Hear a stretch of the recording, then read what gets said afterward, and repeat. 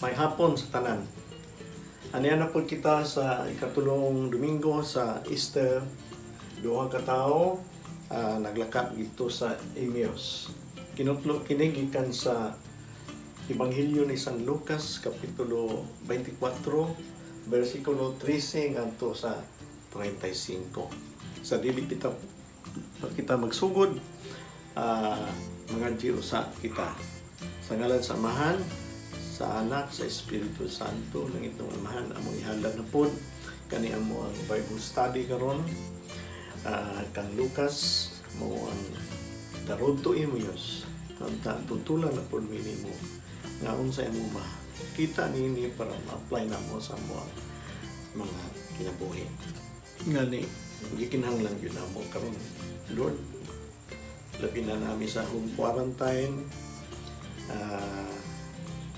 Tonta ang among studio karon, among pagpamalandong karon ng taon, Lord. Nay kalambigitan sa among home quarantine nga kami mainganyo, ma-encourage, dili kami muna ng paglaon. O Ginoo kaning tanan, ipasalamatan namo ang mga participant karon. Kaduha na namo ni nga nagamit sa Zoom application. Ngani na po gihapoy YouTube ini nga version na kopya. O Ginoo kaning tanan among gipangayo pinaagi ni Jesus, pinaagi sa pagpangama ni Santa Maria amo ang Birhen Maria nga mo'y gagiya kanamo tanan dili nga mo ang kinabuhi. O glory be to the Father, to the Son, to the Holy Spirit, as it was in the beginning, is now, and ever shall be, world without end. Amen. In the Father, Son, Holy Spirit. Amen.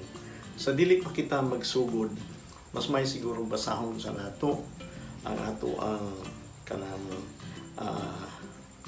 basahonon karon Ebanghelyo ni San Lucas. Sa di pata nato akong batbaton o sa ato ang pamalandong, no? And then later on nakitay kanang na ang group dynamics, no? Pwede man nato gikan sa ato ang discussion niya, pwede ta makabuhat og question para sa ato ang group dynamics niya. Ang atong group dynamics mo gyapon diha sa Zoom nato buhaton. So atong paminawon karon ang Ebanghelyo ni San Lucas.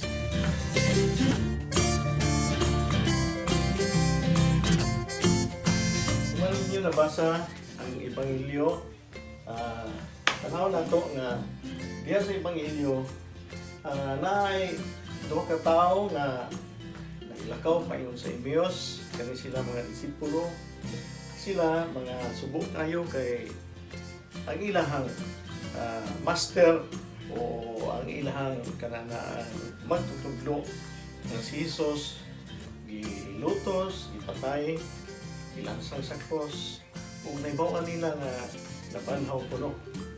So subok kay sila ug kalit lang sa ilahang paglakaw, kalit lang kayo na si Jesus, no? Mitungha o miuban kanila. Apan wa sila ka hibalo o wala nila ma-recognize kung si Jesus bagito niuban kanila. So sa 13 to 16 mo to ang Road to Emmaus. Sa 17 to 24 ingon siya dito sa kan Jesus, ikaw na ba ang wala gyud makahibalo nga taga-dinhi ka man? Because nangutan naman si Jesus, ano sa man inyong istoryahan? Grabe maging kaseryoso ninyo. Unsa man inyong gikabalaan? Unsa man gyud kay masubo man ang ayo niyo mga itsura. So ingon sila nga wa mo kay balo. O ka kay balo nga kanana ang ni Jesus nga nabanhaw nga atong usa ka adlaw nga gilutos man to, gipatay diya sa krus, ipapasan sa krus, ginamatay o gipasipatan sa imahe, karon nabanhaw. So sa verse 25 to 27 kanana ang nagistorya siya gikan sa patriarka, no? Kang Abraham, kang kanana ang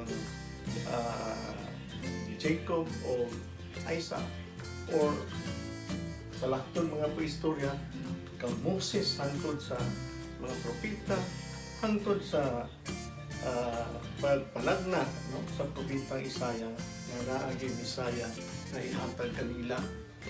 Karon na open ang ilang mga mata. Ihang giingnan nila si Jesus nga medyo gabi naman kay 11 ka kilometro, no? 11 kilometers gikan sa kananaang Jerusalem paingon dito sa kananaang Emmaus, no? So gabi-gabi na siguro, pero dili pa yung gabi pag yun yung panihapon. Tuon man na open ang ilang mga mata kay diha sa kananaang pagpangaon nila na ay gihatag si Jesus nga imailahan nga nakita nila nga si Jesus gyud yan. Kay mo siya nga kaniniya ang pan iya ang kanang gikuha unya iyang giblessan o man iya bless iyang gipikas o giapod-apod niya. Diha dayon na siga ng mga mata. Wala dayon sila alinggat kay si Jesus, nawala naman dayon sa ilang pananaw. Busa, wala po sila, nahuman silang pagkaon. Lakaw sila dito o ilang itaho kani sa mga apostolis. Nga naapod dito sa usa ka balay. Ang mga apostolis nga, o mga disipulo ng Kristo nga nagpaabot. No? So, diri sa Ebanghelyo, sa verse 30, katong ang istorya ganiha, muto ang liturgical nga language. Took the bread, bless it, broke it, and give it to them. Muto to ang isigan ng mata na ingatan na nila, dayon nila na si Jesus mo ang nabanhaw. And then in verse 34, nabanhaw na yun ang atong Ginoo. In verse 35, muto sa breaking of the bread, na-recounted nila o na-recognize ilang ng pamalandungan, ilang na kananaan gibalik lang taw nila ang kasinatian kay mga disipulo sila. So sigurado yun nga kanunay sila yung uban-uban, nakita na yun nila ang binuhatan ni Jesus, nakita niya ang mga pagtulunan ni Jesus, labi na sa breaking of the bread. Kay mo magyuni ihanggi kanang gipabilin sa ato, do this in remembrance of mo man ang Holy Eucharist, no? Na iyang institutionalize, gipaabot ka nato sa wala pa siya mabanhaw o wala pa siya ilansang sa cross, no? Mo man iyang gipiling ka nato. So recognizing Jesus, no? We have to recognize si Jesus sama sa mga disipulo. Silang duha, unta ma-recognize nato sa ato ang kanang pamuyo, sa ato ang paglikat, sa ato ang kinabuhi, sa ato ang mga maluhaton, sa ato trabaho, sa ato tanan-tanan atong ginabuhat, sa ato ang panginabuhi, pangipinyo, labi na sa spiritual journey nato. Diha sa pagsalig, pag-igugma, pag-serbisyo sa Ginoo, unta diha sa atong journey ato untang makita nato si Jesus. Kaya nga naman, diyan sa spiritual journey, daghan kayong dili nato kay bawan, dili nato kasabtan, ug daghan kay mga tao nagpalibutan nato nga naa sila gusto mo tabang o gusto makikistorya, makikamigo, gusto makiglambigit ka nato, no? Mo nang ingon siya nga pareha sa in the road to Emmaus, o sige buhat sa duha ka tao o duha ka disipulo, ilang entertain si Jesus dali upan ka namo. Otherwise wala pa to nila ma-entertain, no? Sa ilang panaw, sa kaluwasan, dili nila may bawaan ang may balita, no? Dili ma-confirm, no? Muna sa ato pod karon sa panahon sa COVID-19, no? Kinahanglan kitang maminaw sa to ang panaw. Maminaw ta kayo, dagang kayo sources sa atong pagpaminaw, no? Dagang balasahon, dagang santos nga misa pinagi sa online, Facebook, ug social media, dagang kayo diha makita nimo nga atong i-entertain karong panahon na, no? Ngani usahay makaingon ta nga pre maguna sila dili na to entertain, kinsa man na silang istorya sa ato nga mas labaw pa magpunay baluan na, no? Mo kundayon ang ato ang garbo ba, no? Mo kundayon ang ato ang ugalingon nga asa na tuo man ko sa ila, no? But mind you, no? Naahabi po sila ka istorya. Pareha sa Desiderata, they have their story to tell, no? Napo sila itong paminahon, kay napo sila wisdom o kaalam. Bisan gani sa mga batang gagmay.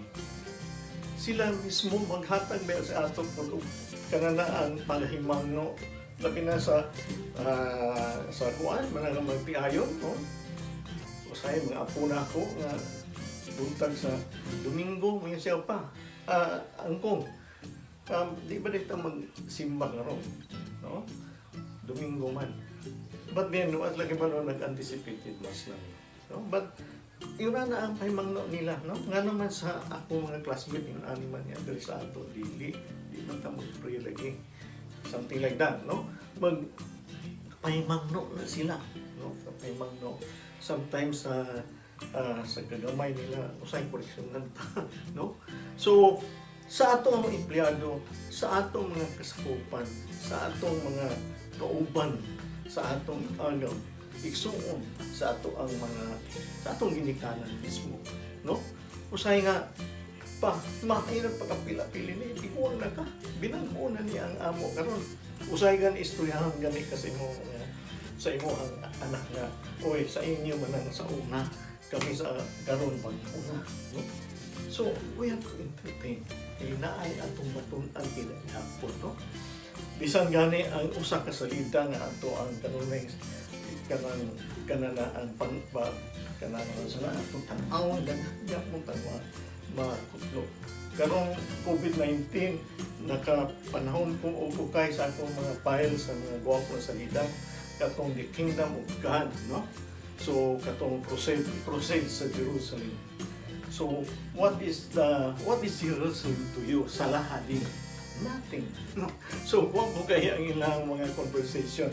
But then, every time nga mo tanaw ko na salida, daghan kaya mo matuto. Labi na sa ecumenism.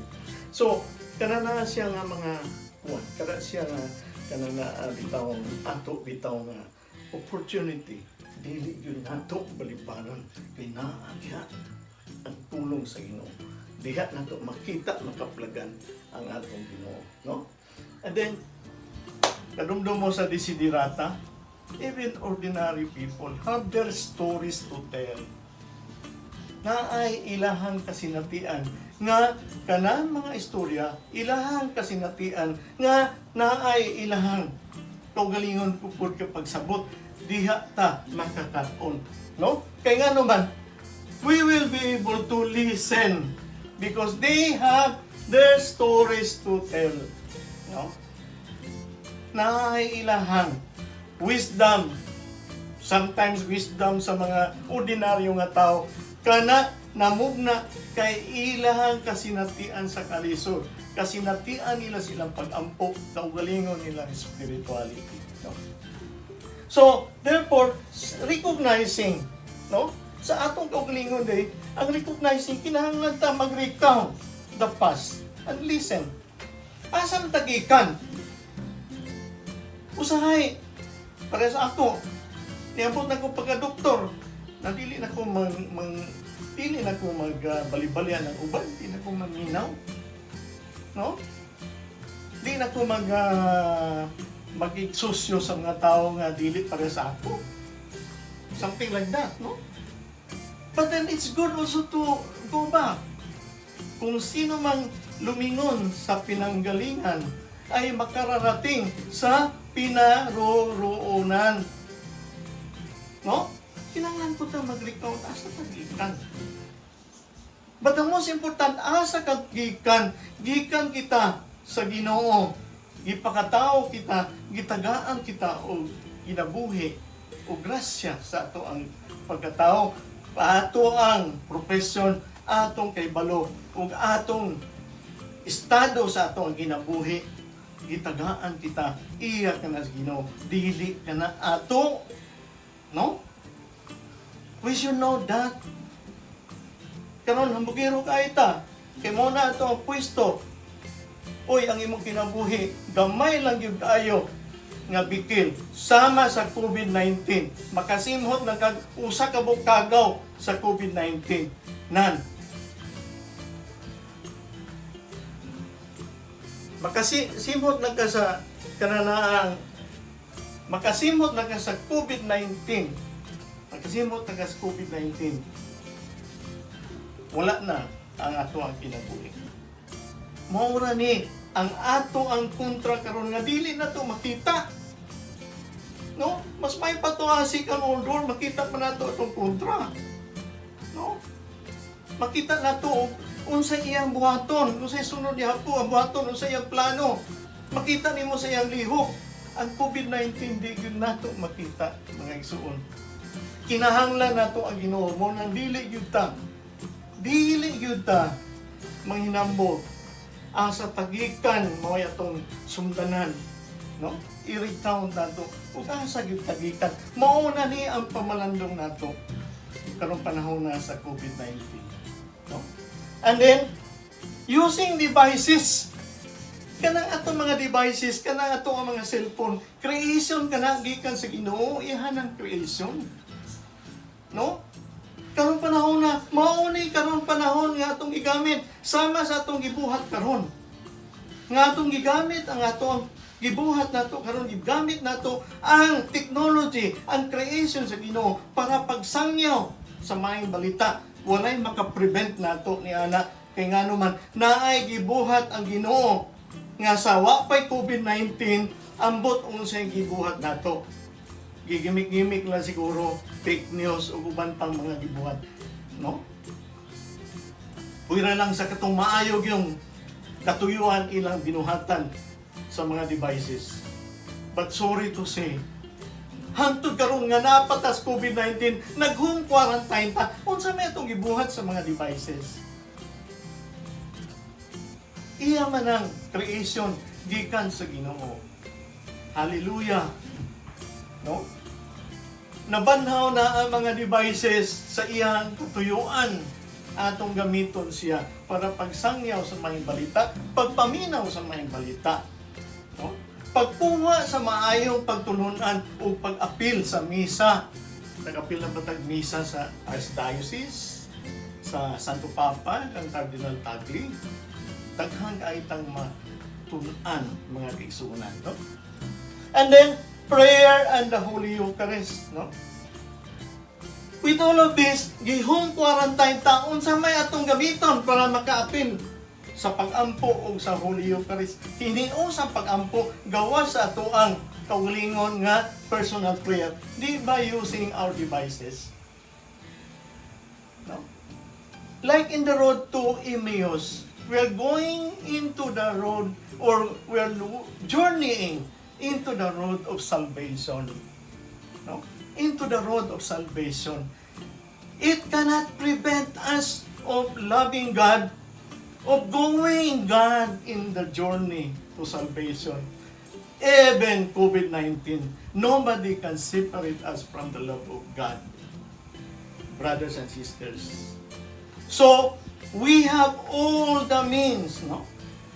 The most important is our decision. Our radical decision to follow the Lord even na ay COVID-19, even naka-home quarantine ta. Because those creation of God, this is now the time to prove na we love the Lord because we know how to use our own gadgets. We know how to use for the glory of God. Hallelujah. So sa makausapan, the road to Emmaus is giving us how we will be able to recognize God in this journey to salvation. Recognizing God na ata sa COVID-19 na home quarantine, use all the means. Pinaka-importante na atay technology nga gihatag sa Ginoo nga everything is still possible. And don't forget to be one in our prayer through the Holy Eucharist, and also our personal prayer to find God in this situation, so that we will be encouraged. We will be encouraged and also give life to other people who are discouraged at this point in time. No? They are not at peace. Because they keep on asking, why you allow this, Lord? Why? No? Muna ilang mga question. But for us who knows the Lord, we let the Lord come into journey and be able to recognize Him. Be able to be with Him in the journey. And don't forget, you have also to invite our Blessed Mother, our Mama Mary, in the journey. Amen. Oh, glory be to the Father, and to the Son, and to the Holy Spirit, as it was in the beginning, is now, and ever shall be, world without end. Amen. Salamat kayo mga igsoon. Salamat kayo sa sunod na pon Wednesday, no? So, atong karon kung you stay in the online nga Zoom, usani ka technology nga gihatag sa Ginoo sa ato, you stay in the Zoom and then you try to discuss, no? You try to discuss how you will entertain or bring Jesus into this journey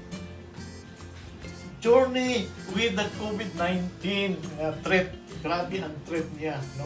Magkahanggap ng kaghangin. Di ka kay baloong COVID-19 na bato. Nagani na infected nga naras balay, no? Bisag diri sa balay nagmasko, no? Karon na ko wala makamask kay nagtudlo man ko sa inyo sa Bible study. So, you stay with and then you try to chat, mag-continue mo on discussing, no? Ako hangyon si Angelo mo facilitate. Jill, ikaw mo facilitate, pwede. Asam to sa Angelo, hanap man kayo. Or si Joy, isa may kusog-kusog nga internet, si Joy na lang siguro. Joy? Sige Joy. I will leave that to you. Salamat kayo. Till next week sa ato ang pag-uban-uban na po. Pakpakan na to, Ginoo! Praise the Lord. Hallelujah.